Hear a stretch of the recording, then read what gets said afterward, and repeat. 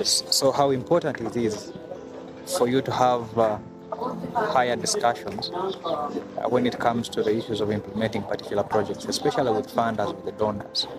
Because from this engagement, we had people who are fairly concerned that the funders would simply get the money and they want to come and be the ones who are implementing.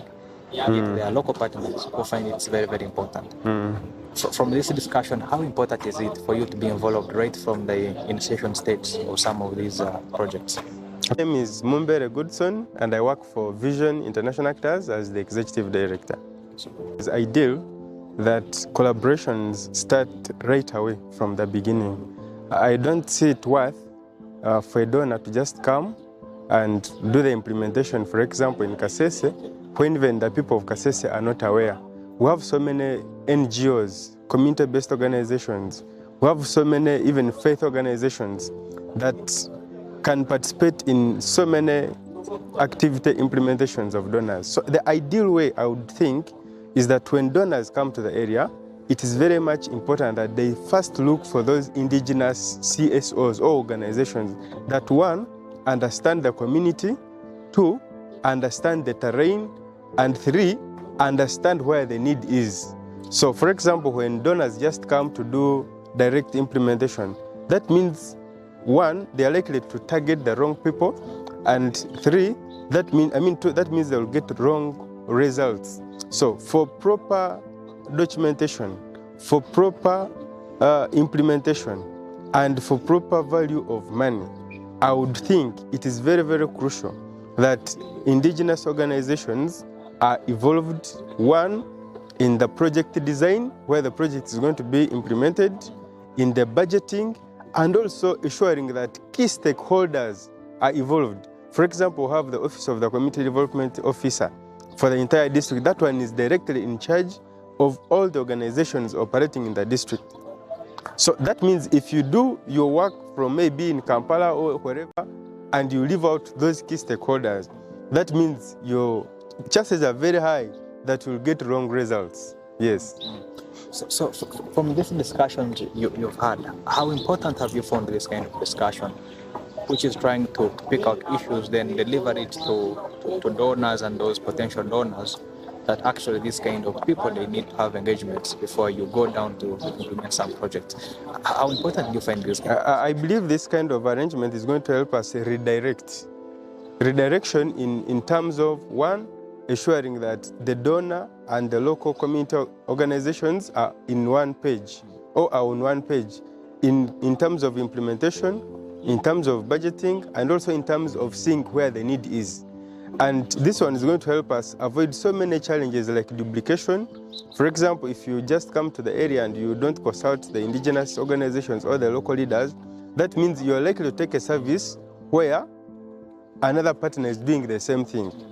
Or maybe you'll take it where people don't need it. So it is very important that when we come up with such engagements, they help us create this NGO and donor relations. And in doing so, we are going to see high collaborations, we are going to see joint implementation, and we are going to see a lot of capacity growth with our local NGOs. Because sometimes the donors do complain about the capacity of the local CSOs or the indigenous organizations. But how will their capacity be built when they have not been involved in the proposal writing, in the implementation? So the ideal way is when these people are involved from day one. This means that their capacity will be built. One, they will know how to write proposals. Two, they will know how to report. Number three, they will know how to account. And number four, they will be able to reach the right audience, because from day one, they participated in the entire development of the concept. Okay. We've had a discussion with some of the partners. They feel government is also not giving them a chance to grow when it comes to implementation. Some were making a case that they wish that, for example, the issues in Kasese of flooding, the Ministry of Disasters, perhaps, and the OPM office would be working directly with some of the local grassroots partners in the involvement. Do you feel government is giving you the boost, or is working with you to ensure that you attend to some of the social issues and actually you try to address? Are you having that relationship with government? Is it visible that government is trying to also work with you away from the donor world? I believe government has tried its best in ensuring that work is done. For example, a case study of the floods that affected our people, the NGOs and the government, we came together to see how we support our people.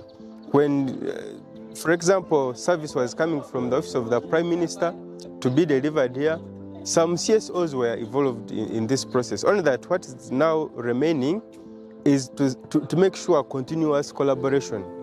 Like I said, if they are bringing things to the people of Kasese, that the design should also involve the people of Kasese. For example, if they are coming to deliver, for example, materials like blankets, materials like baskets, have they come on ground to ascertain how many people need these things? Have they come on ground to check maybe on the quality that these people need? That is what is most important when it comes to such engagements and collaborations. But I believe the government has played its part, and as NGOs, we are playing our part to see that we harmonize on our issues, because government, our work as NGOs is to supplement government's work. And also government is there to give us the environment where we can operate freely and also engage without challenges in the community. Okay. Yeah.